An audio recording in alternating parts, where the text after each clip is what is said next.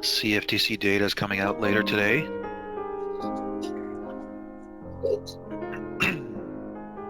Push lower on the dollar. We were talking about this on Friday. Yeah.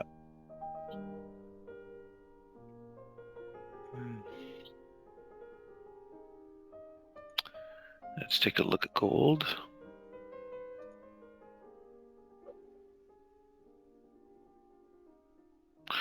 So gold removed the weekly area of demand, which we were talking about. I said that was likely what was going to take place. So now it's contacting the monthly. So now it's a question of whether or not this monthly is going to be the area where it's going to hold from. And as mentioned, what we would have to wait for is for the removal of that weekly area of supply minimum to know legitimately.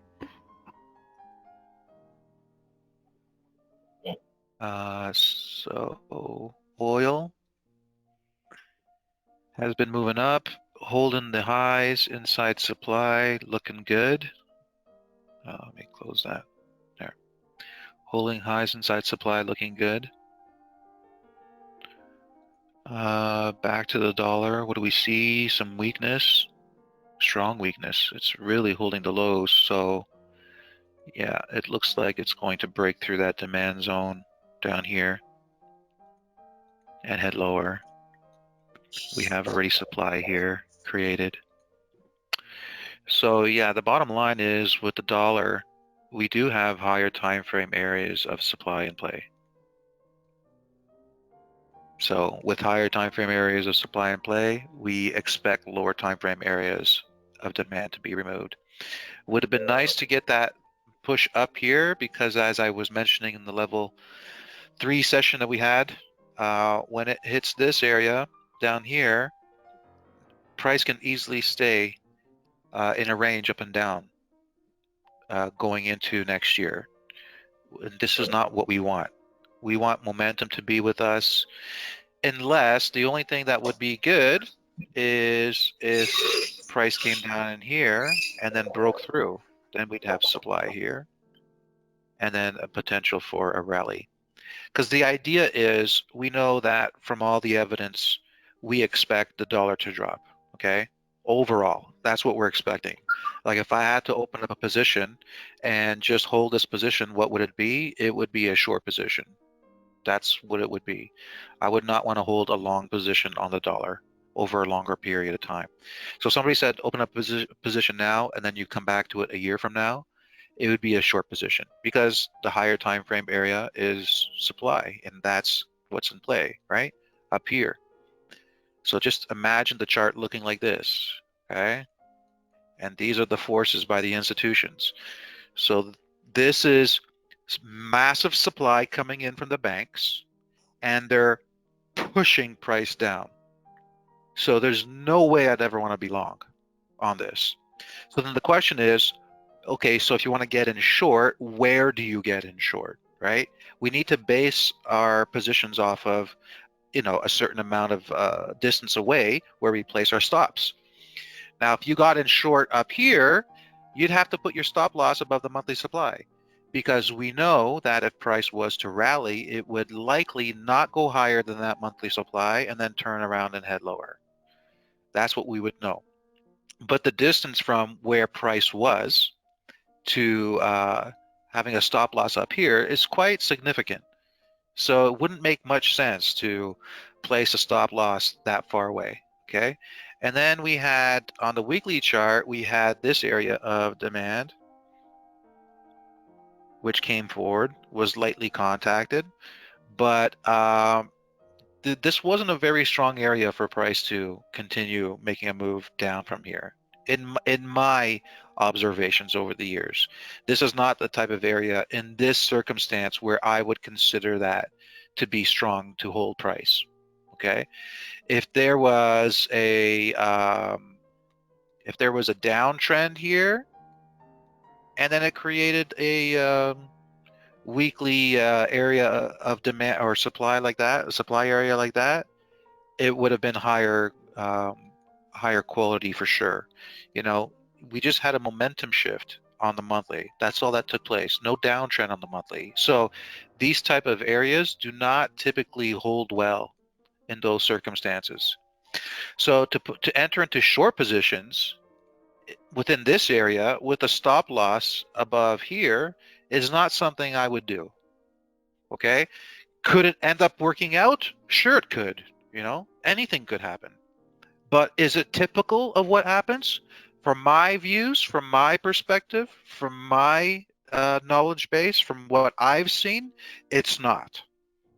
So I wouldn't have opened up a short position within that area and placed a stop loss up there, because for that one time out of 100 that it could work, you know, 99 times it doesn't. So that would equal a loss. The only way you could have gotten in short is to have stop losses above the monthly, like I said, but that's like, I mean, come on, what kind of a size position are you going to have, you know, with a stop loss so far away? And is it worth it to you? Okay, so to me, it's not worth it to have it that far away. Let's see, Kevin, the reason behind knowing the gold demand zone would not hold was, okay, so first let's go back to Caroline. The reason why I couldn't investigate it because I only do daily charts. Can't wait to get to level 2 and learn about the other time frames. Yeah, Caroline, I totally understand. I know level 2 is some good stuff, really good stuff. Vuzi, Kevin, the reason behind you knowing that gold demand zone would not hold was that lower time frame zones were removed. Let's see.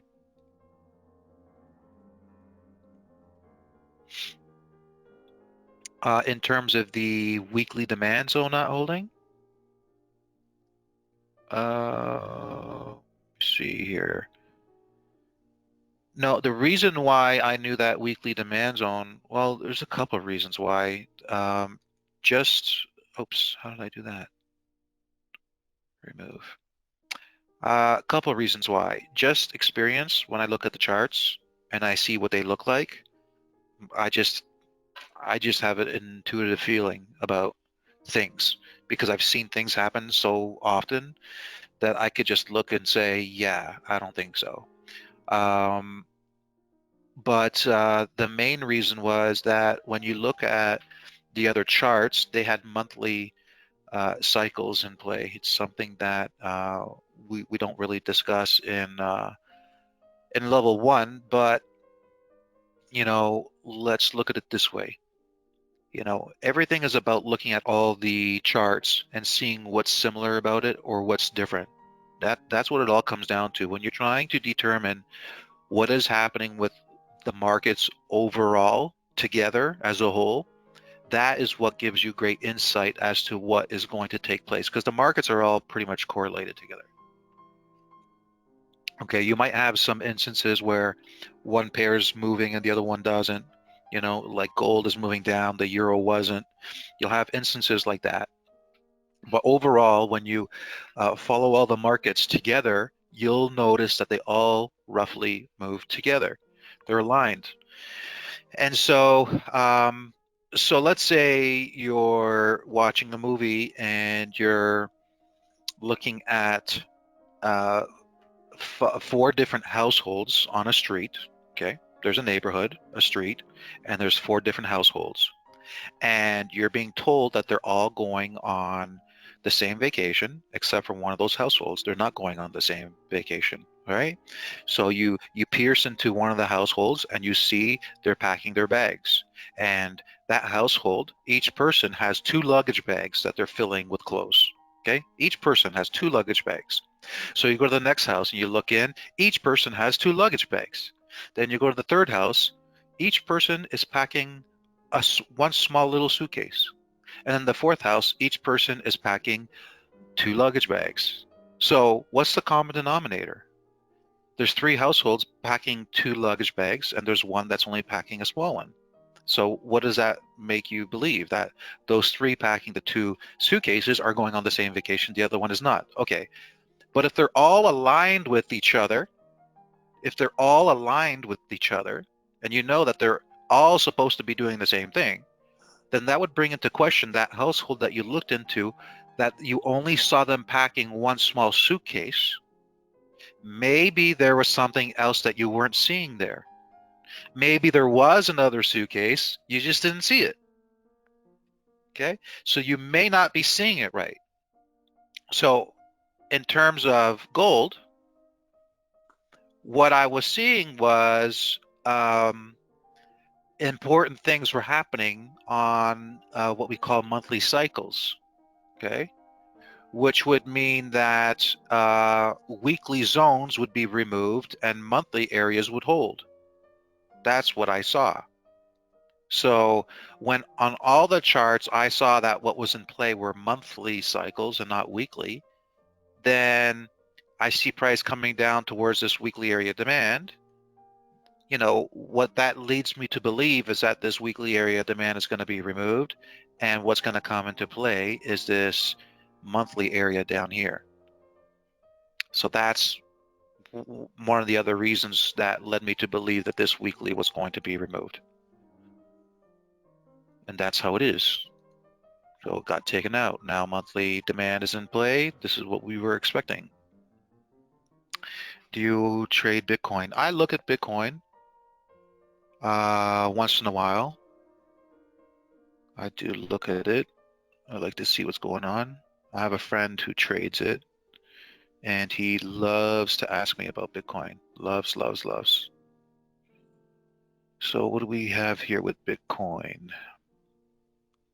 Came down to an area. All right, so this area here. It's like I say though, okay? You know, if you were to go on 2 road trips, one road trip was with a map on how to get to your destination, where all the exits are, where all the gas stations are, all that stuff. And the other road trip does not have a map, or the map is only half filled. It doesn't tell you where the destination is. It'll give you a couple gas stations, but you know, the highway is clear and it moves faster. Which one would you choose? Depends on your risk tolerance. Do you care only about big fast moves, and you know you want to get in because everybody's talking about Bitcoin? Or are you a trader because you want to put the odds in your favor all the time? For me, I want the odds in my favor all the time, which means I have to see what the obstacles are for price. I need to see where supply zones are. That's the only way I know where price is going to reverse from, where price is going to create demand zones from, all that sort of stuff. So, you know, like we have price on Bitcoin, it reversed hard, came here, fell short of hitting this area, but I don't see how that was even a demand zone. Okay, because we have this here. This is not supply. Okay.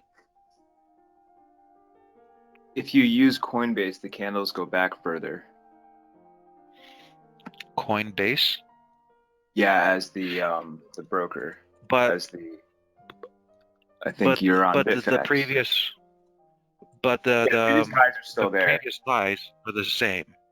Yeah, it Yes. goes back at lower prices, which doesn't do anything for us. Because remember, this is all retail, okay? Look, this is all retail right here. The institutions Yes. weren't involved in Bitcoin. The institutions have only been involved in Bitcoin since 2017. So for me, that's not long enough to produce any type of chart. You know, all that was able to produce was a high. So let's look at the monthly chart. Okay. So the institutions got involved in Bitcoin around here, or I think around here actually, a little bit higher up. Did they create supply? No, they just rammed price. They let price get rammed up, and then they shorted the hell out of it, and they took a lot of retail traders, you know, to the cleaners. That's what they did.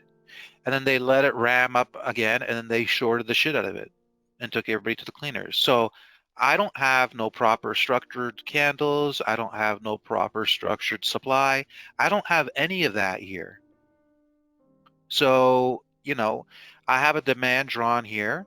This is the only place I would buy Bitcoin. If somebody gave me $1 million and said invest in Bitcoin, there's no way I would ever be buying Bitcoin at these highs. Yes, could it go higher? Sure. But I mean, why don't you just go to the casino and bet on red then, if that's what you want to do? Okay. Can it go higher? Sure. It can do this. Okay. And you're going to be a hero if it does do that and you buy it now. But, how are you going to feel when it just does that and that? You're not going to feel so great when it does that. Okay. You buy something at 1900 and it goes down to 12. How much money are you going to invest? 19 to 12. That's what? 40% loss on your position? Is that what you want to do? You want to get into a position and let it draw down 40%? I don't want to do that. You crazy? No way. Doesn't sound fun.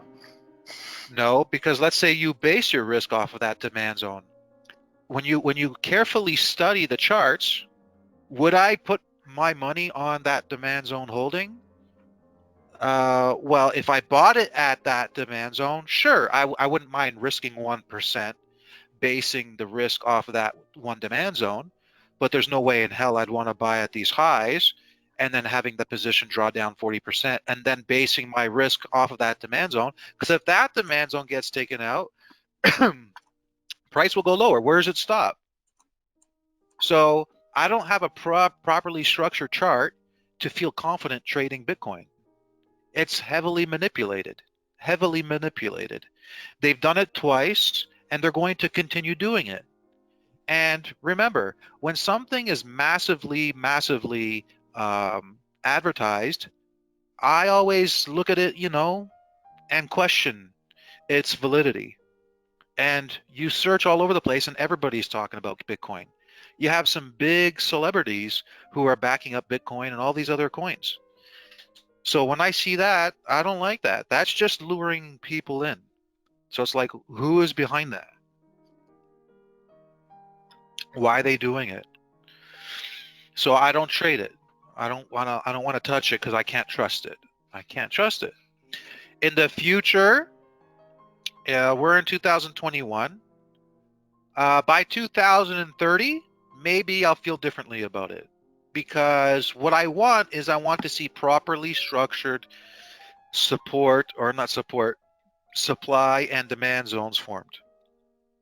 I want there to be, supply drops, supply zones, proper demand zones. I want to see some stability in the market first with properly formed supply, properly formed demand. When I know that properly formed supply and demand are being created and then the zones are being respected, like you can see that it was respected down here. Back here. That was a beautiful monthly demand zone. Price came down into it, responded, and went higher. It worked beautifully. So when I start to see more of that, but that's all I see on a monthly chart. I only see one demand zone holding. That doesn't make me have confidence in the monthly chart. Not at this point. I need to see consistently that zones are holding, zones are being removed, and it makes sense why those zones are being removed. I have to see on multiple time frames that price is moving the way that I would expect it to. When I see that, I will trade Bitcoin because it'll be an asset that's producing a predictable chart.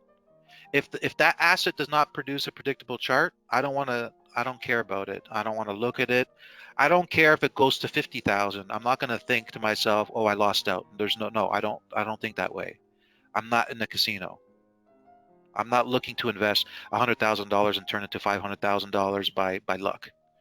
That's not my job because my $100,000 investing in Bitcoin can go to $40,000 easily. And for the 99% of people that happened to, you only hear the stories of that 1% that they made money. So no, thank you. I'll stay out of it. I'm not worried about it moving higher. I would only buy Bitcoin if it came down to 12,000, between 12,000 and 10,000. And I would base my risk off of that zone. I put my stop loss below the zone, and I'd put my entry just above the zone. That's what I would do. I would just put my orders in there and walk away. And that's it. And not even think about Bitcoin anymore. Because that's the only high probability place to get in. Everything else, in my opinion, is not a good probability.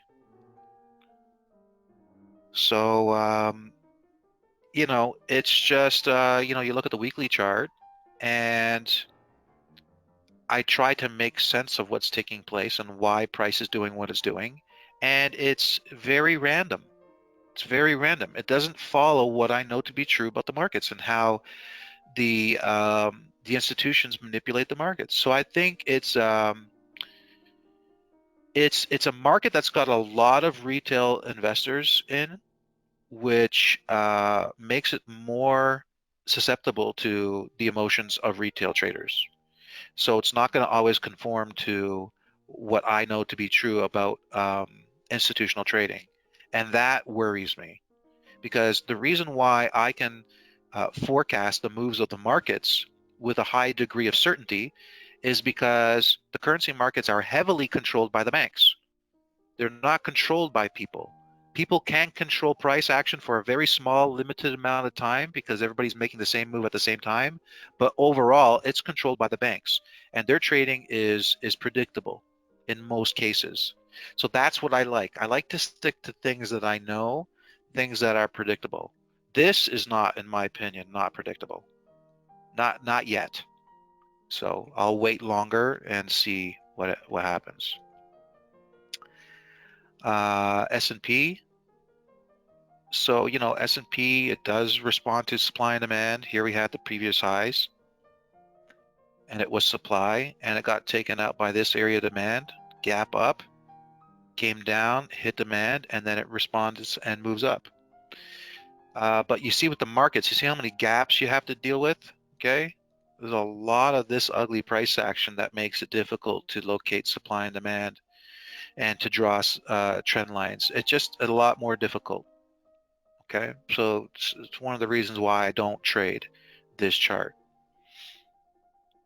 Dow Jones, same thing. It does respond to supply and demand. I mean, look at the 3-month areas here.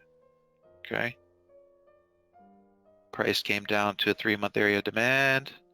Emotional candle. What? Right to the one below it. I mean, we see this all the time, especially in level 2. See this all the time, right? So is supply and demand dictating price here? Yeah, 100%. 100%. We have massive demand in play. So this can continue going higher. But it's like higher until when? There's no supply up here for price to respond to. So if I'm going to get in long, how long do I hold my position for? So you see the problem with trading these markets?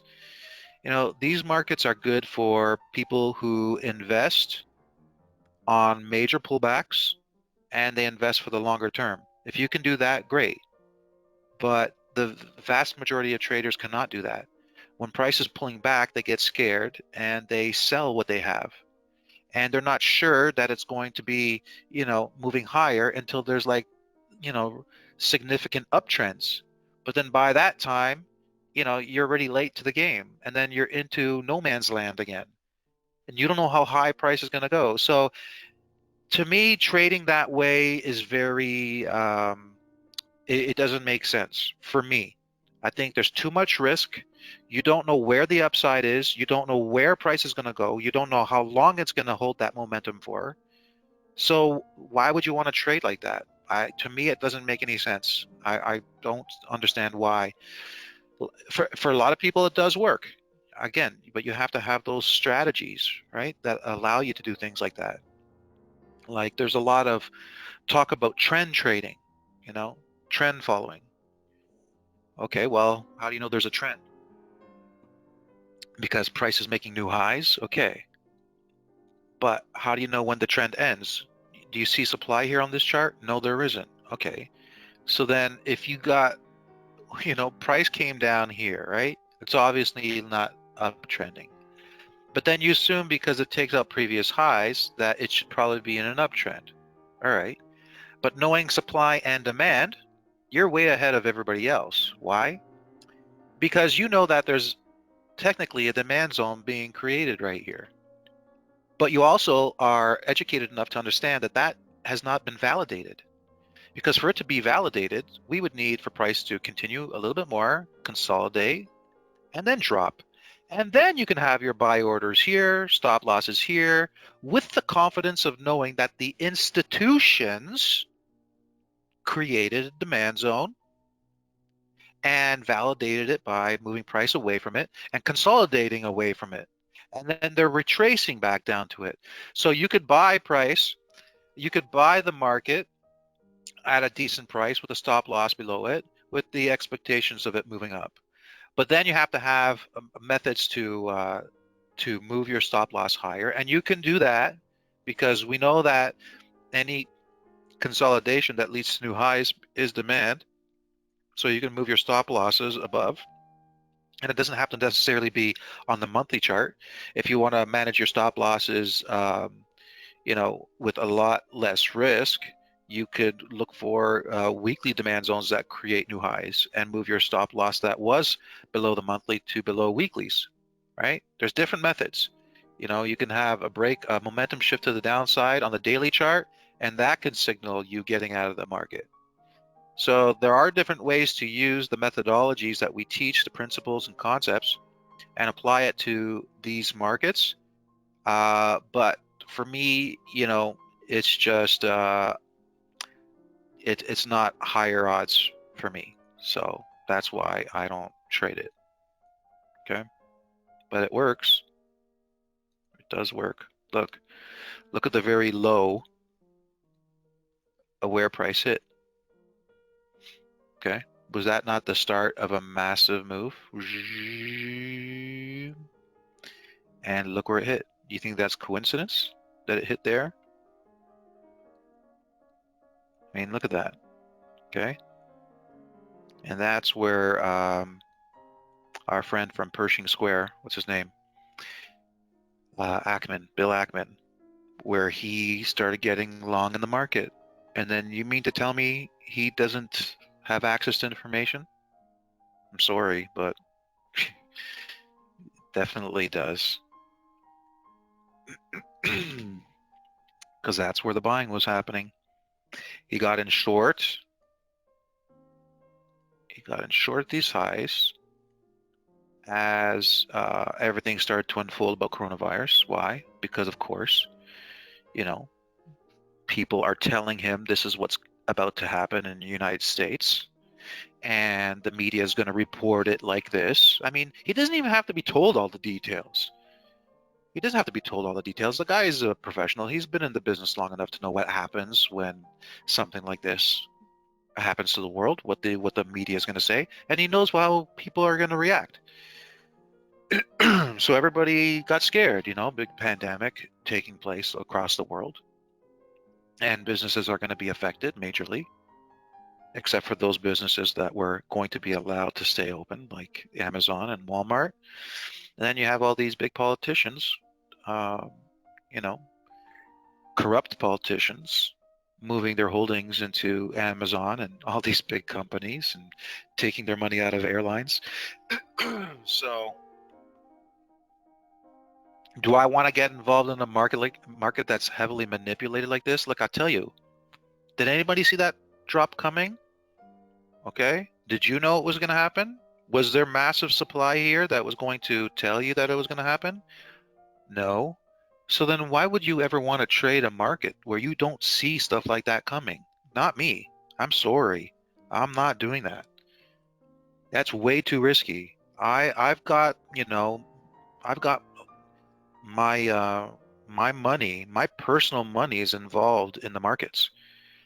There's no way in hell I'm going to put my personal money at risk to things like this. There's just no way. You couldn't have seen that coming unless you were an insider, all right? Because all of us, when we were watching TV and we heard about this coronavirus thing, we didn't realize it was going to blow up the way that it did. And by that time, it was too late. And then you see a big drop, and you're like, you're watching the news, and they're like, "Oh, it's just a small drop. It's gonna come back."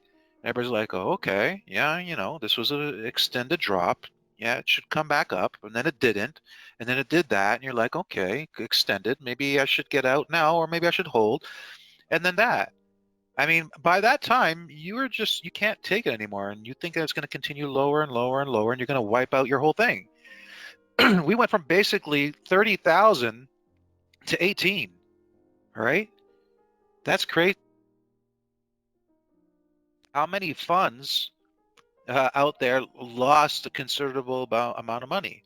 How many people trading on their own, holding a basket of stocks, or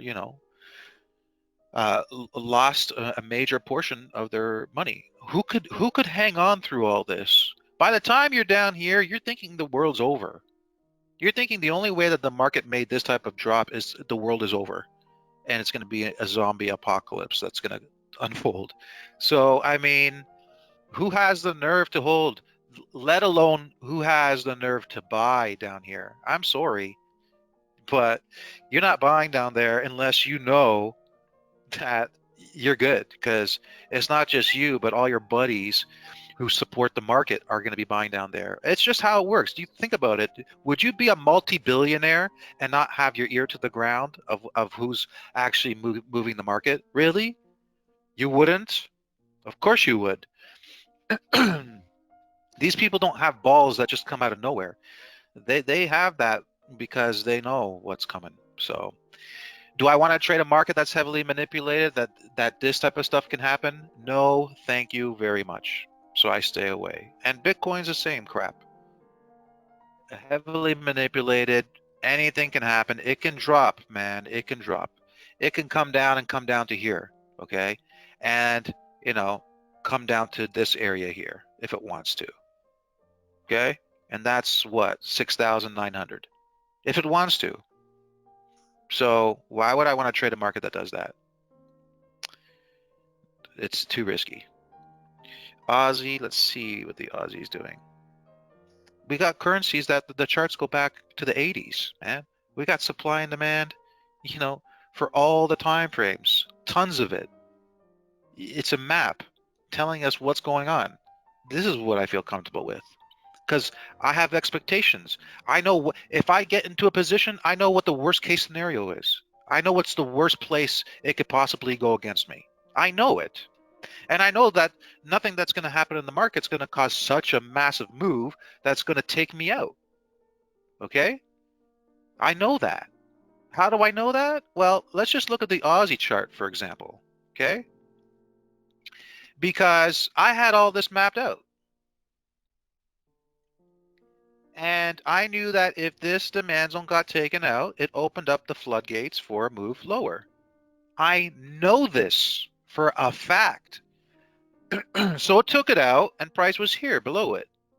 Then coronavirus happened, and it produced the move that was expected. Okay, since that demand zone was removed, it produced the move that was expected, but it just happened in a very quick amount of time. So was I shocked? Not really.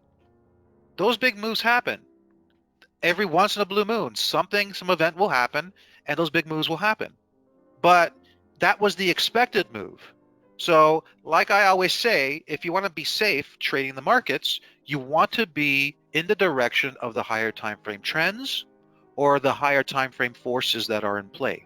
Basically, the overall move that price is going to make based on what the institutions are doing, you want to be in trades that are in line with that move. Okay? That way, some disaster could happen, some big news can come out in the media, and it's not going to go against you.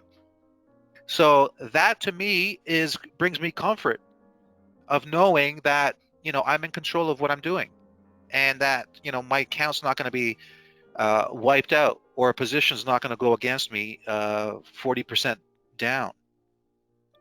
So that's why I stick with the currencies, because the currencies are not as manipulated as the markets. The the stock markets, they're heavily manipulated.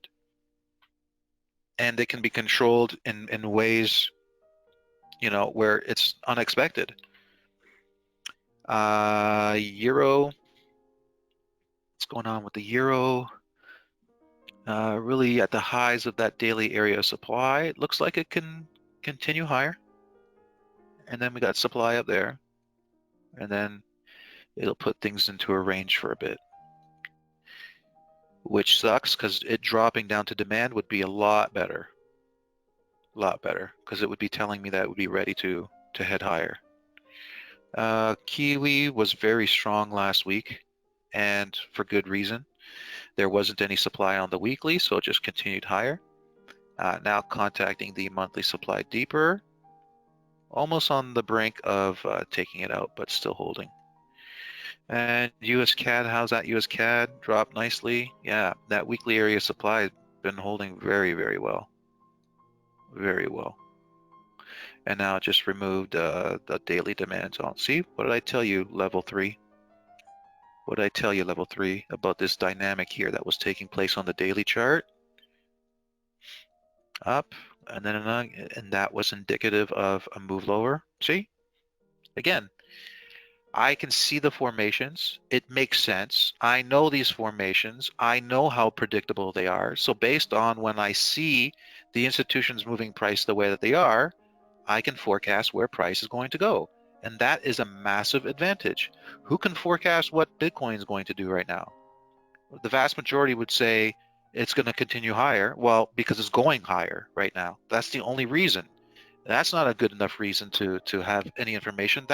You're not basing that off of any type of real knowledge. You're just basing it off of, well, because it's going up. So I'm assuming it's going to continue. You can't make trading decisions like that. If you want to blow up your account, make trading decisions like that. I don't want to blow up my account. I want to know what's happening. With the stock indices, is there a correlation between Dow Jones and NASDAQ, or does one lead and the other fall? I wouldn't know because I haven't looked at them for so long. They're not part of my life.